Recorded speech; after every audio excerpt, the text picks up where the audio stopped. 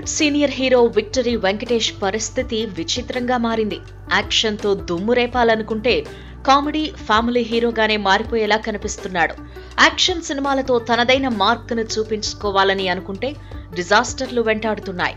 Recent గా చేసిన Saindhav movie కూడా బోల్తా పడ్డంతో వరుస మార్చేయాలని ఫిక్స్ అయ్యాడు.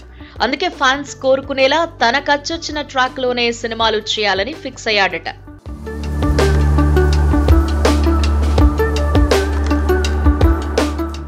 వెంకటేష్ పాన్ ఇండియా సినిమాల జోలికి పోకుండా పూర్తిగా తెలుగు సినిమాలనే చేయాలని అనుకుంటున్నాడట.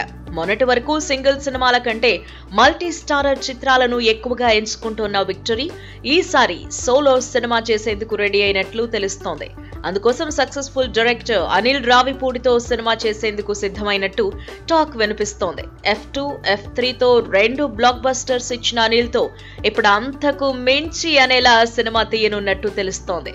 ఈ కాంబోలో తెరకెక్కనున్న మూవీకి దిల్ రాజు నిర్మాతగా వ్యవహరించబోతున్నట్టు ఫిల్మ్ సర్కిల్లో ఓ న్యూస్ చక్కర్లు కొడుతోంది.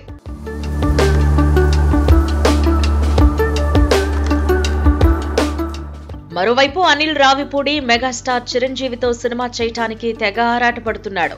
చిరు వశిష్ఠ మూవీతో బిజీగా మారడంతో టైం పట్టే ఛాన్స్ కనిపిస్తోంది.